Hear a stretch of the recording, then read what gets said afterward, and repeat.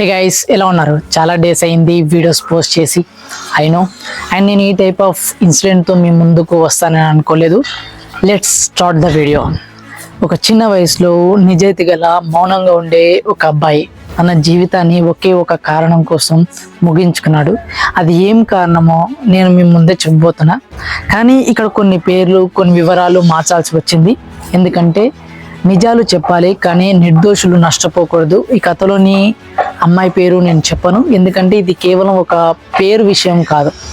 ఇది ఒక mental pattern, ఒక టాక్సిక్ రియాలిటీ విషయం. జీవితం మొత్తం హానెస్ట్గా బతికే 17 ఏళ్ల స్టూడెంట్ ఒక క్షణంలో తన భవిష్యత్తు మొత్తాన్ని మట్టిపాలు చేసుకున్నాడు. ఎందుకు, ఎవరి కోసం ఈ డెసిజన్ తీసుకోవాల్సిన పరిస్థితి ఎలా వచ్చింది? మీరు ఈ వీడియో చివరి వరకు చూడండి, ఎందుకంటే ఇది కేవలం ఒక కథ కాదు, ఇది ఒక వార్నింగ్. ఒక చిన్న మిస్టేక్, ఒక స్మాల్ రాంగ్ చాయిస్, ఒక రిలేషన్షిప్ ఇల్యూజన్ ఎంత డీప్ డ్యామేజ్ చేస్తుందో ఈ కథ చెప్తుంది. ఇది ఏ సినిమా కథ కాదు, ఇది నిజం. ఇది మన చుట్టూ జరుగుతుంది, మీరు ఊహించని స్థాయిలో జరుగుతుంది. లోకేష్ 17 ఏళ్ల వయసులో బీఎస్సీ ఫిజిక్స్ చదువుతున్న అబ్బాయి. చదువుల్లో టాప్ మార్క్స్, ఇంటర్మీడియట్లో 950 మార్కులు. విజయనగరానికి వచ్చి ఫ్రెండ్స్తో గది షేర్ చేసుకుంటున్నాడు. మౌనంగా తన చదువులో, తన స్మాల్ డ్రీమ్స్లో బిజీగా ఉండేవాడు. ఆ కాలేజీలోనే ఒక 21 ఏళ్ళ అమ్మాయి, సేమ్ కోర్స్ కానీ కంప్లీట్ కాంట్రాస్ట్ లైఫ్. గతంలో మల్టిపుల్ రిలేషన్షిప్స్, ఇంటర్మీడియట్లో ఫెయిల్ అయ్యి 2 సంవత్సరాల గ్యాప్.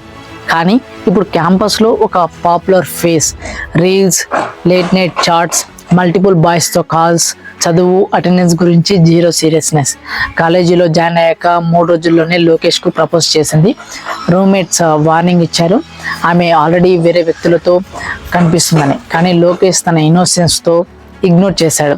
కానీ రెడ్ ఫ్లాగ్స్ ఒక్కొక్కటిగా క్లియర్ అవుతున్నాయి. తెలియని అబ్బాయిలతో బైక్ రైడ్స్, రాత్రి వేళల్లో అన్నోన్ బాయ్స్తో వీడియో కాల్స్, క్లాస్మేట్స్తో ఓపెన్ ఫ్లర్టింగ్. శివరాత్రి రాత్రి లోకేష్ 29 సార్లు కాల్ చేశాడు. ఆమె కాల్ అటెండ్ చేయలేదు.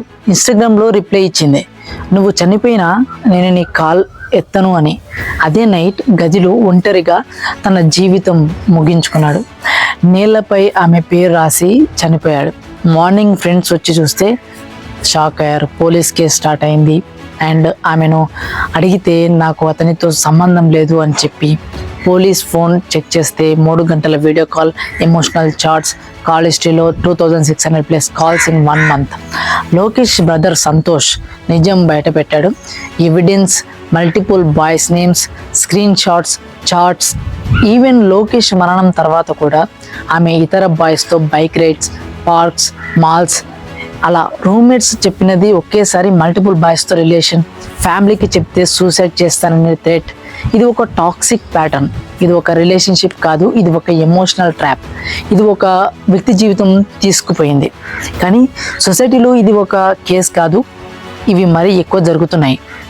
ఫైనలీ ఈ కథలో బ్లేమ్ ఎవరికి ఇవ్వాలి? ఒకరికి కాదు, ఇద్దరికి కాదు, మన సొసైటీలో ఉన్న ఒక పెద్ద బ్లైండ్ స్పాట్కి. రిలేషన్షిప్స్ అన్నా, ఫ్రెండ్షిప్స్ అన్నా, బౌండరీస్, రెస్పెక్ట్, కమిట్మెంట్ ఇవి లేకపోతే అది డిస్ట్రక్షన్ మాత్రమే ఇస్తుంది. చనిపోయేంత వరకు ఎవరు వర్త్ కాదు. మీ జీవితం మీ పేరెంట్స్ కోసం, మీ డ్రీమ్స్ కోసం, మీ ఫ్యూచర్ కోసం. నువ్వు ఎవరినైనా లవ్ చేస్తున్నావు అంటే అది నిజాయితీతో చేయాలి. కానీ నువ్వు ప్రేమిస్తున్న వాళ్ళు అదే హానెస్టీతో లేరని గుర్తిస్తే వెంటనే బయటకు రావాలి. సూసైడ్ సొల్యూషన్ కాదు, అవేర్నెస్ సొల్యూషన్.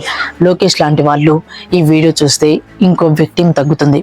ఒక షేర్, ఒక ఫ్రెండ్కి ఈ మెసేజ్ పంపడం ఎవరో ఒకరి లైఫ్ సేవ్ చేస్తుంది.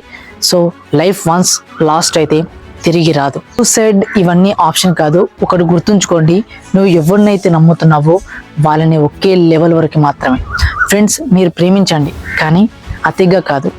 సర్టెన్ ఇయర్స్ దాటాక కూడా మీకు ఆ ఎఫెక్షన్ స్ట్రాంగ్ అనిపిస్తే మూవ్ ఆన్ చేయండి. కానీ ఇలా ఫ్రెండ్స్ని అండ్ ఫ్యామిలీని బాధ పెట్టొద్దు.